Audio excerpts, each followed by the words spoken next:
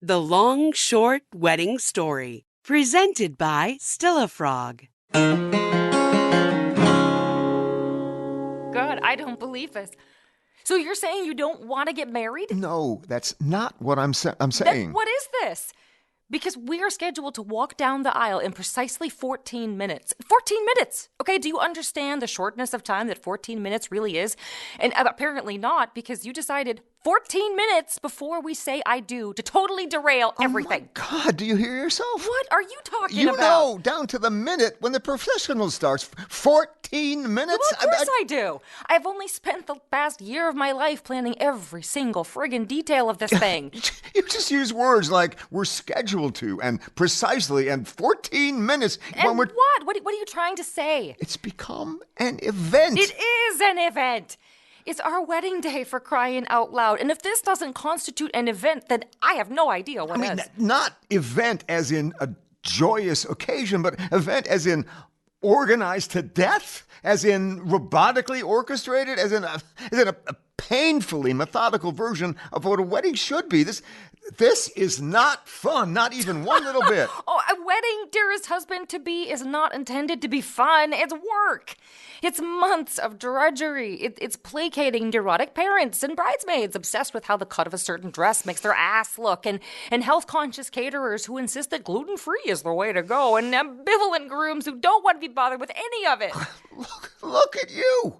Can you see why I wouldn't want to be bothered with it?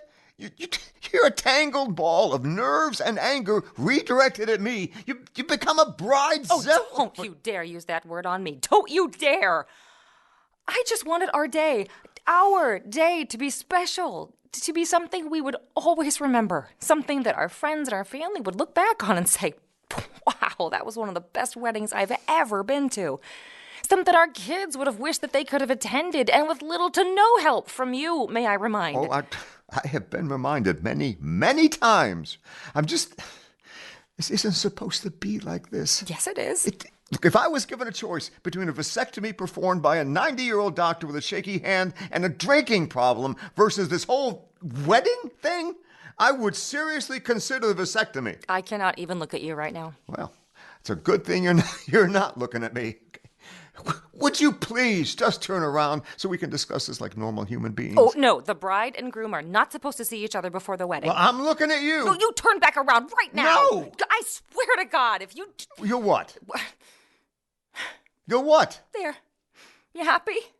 We've seen each other, and now the whole thing is ruined. What exactly is ruined? This is our wedding.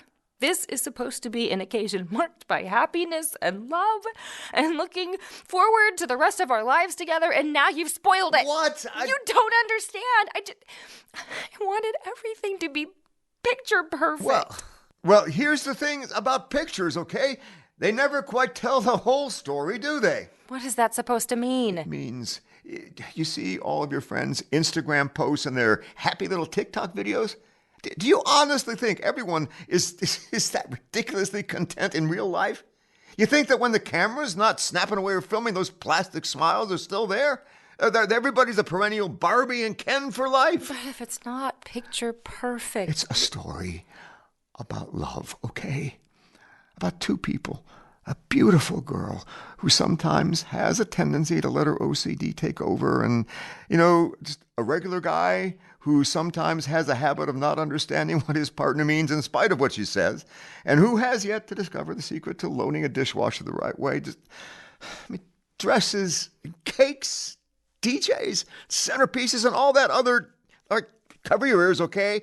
All that other crap it's just smoke and mirrors. And when the smoke clears and when the mirrors are down, it's you and me forever. Okay? This turned into a circus run by a rogue drill sergeant who's drunk one too many Red Bulls and has summoned her flying monkeys to ensure that things run smoothly. Wow. That is a terrible thing to say, albeit somewhat true, except the monkey part. I just wanted it to be perfect. Yeah. I know. But the thing is, I don't need perfect. I need you. Whoa, seriously? Sorry. I'm sorry. I'm sorry. That didn't come out right. I'm sorry. But I am so not happy right now. None of this is me. I, I mean, look, I always pictured my wedding day as being surrounded by people that I love, celebrating the woman I want to spend the rest of my life with. You always pictured your wedding day? Yeah. Why do you say it like that? I, I just thought that was like a thing 12-year-old girls did. No. No. Men think about it too. A little. Mm-hmm. Rarely, okay? But come on, you get the point. You got my point.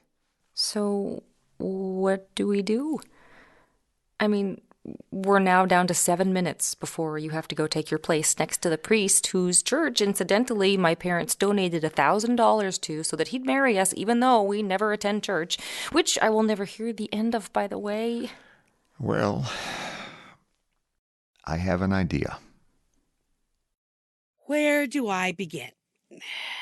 So there we all are, sitting amid the light pink and purple bunting, waiting for the groom to make his way to the front of the church to take his appointed place next to the priest whose parish my husband and I so graciously donated to. We were planning on giving the church money anyway. It's just what you do for your kids, but we won't make a big deal about it. Anyway, we're waiting so they could start the wedding processional that I have been waiting 38 years to hear. Yes, you heard that correctly. 38 years. My daughter wasn't a firm believer in being married at a more traditional age, apparently. Anyway, we're all sitting there, like I said, waiting. Mind you, my husband's sister, Margot, flew in from Los Angeles just so, I'm pretty certain, she could spend the entire evening commenting on how much more upscale her daughter's wedding was, how much money they'd spent on flying in a caterer from Paris, goddamn France, how her daughter was 27 when she married, not the pushing old maid age of 38, how the flower arrangement consisted of rare orchids that a horticulturist from Santa Barbara imported all the way from Mount Kinabalu, where the hell even is that, and how her daughter's ring was custom designed from Tiffany's, but she doesn't come right out and say these things, of course. No, she has to wrap her condescension in a series of backhanded compliments. Oh, they had the food done by a barbecue caterer. How quaint. I suppose the chef de cuisine of a Michelin star restaurant may have been a bit overkill, and she said chef de cuisine with a very bad French accent, by the way. Chef de cuisine. Or, like when she said, your daughter's engagement ring is from Jared's. What is that exactly? Like a private diamond broker? Private diamond broker? My ass, she's never heard of Jared's. Tiffany's can be highly overrated, she said. So, you can imagine my mortification when the groom's best man, his brother Chris, rushes to the front of the church and announces that the couple had decided not to get married, not that day and not there at any rate. Now, I'm not prone to cursing in public, but I do believe the words, "What the fuck," just spontaneously flew out of my mouth. I mean, seriously, what the fuck? Turns out they didn't want a big wedding after all. Hate to tell them, but that ship sailed a year ago when they started planning, guess what, a big frickin' wedding. They opted to fly to Cancun and get married on the beach. They texted me a photo. Greetings from Cancun, it said.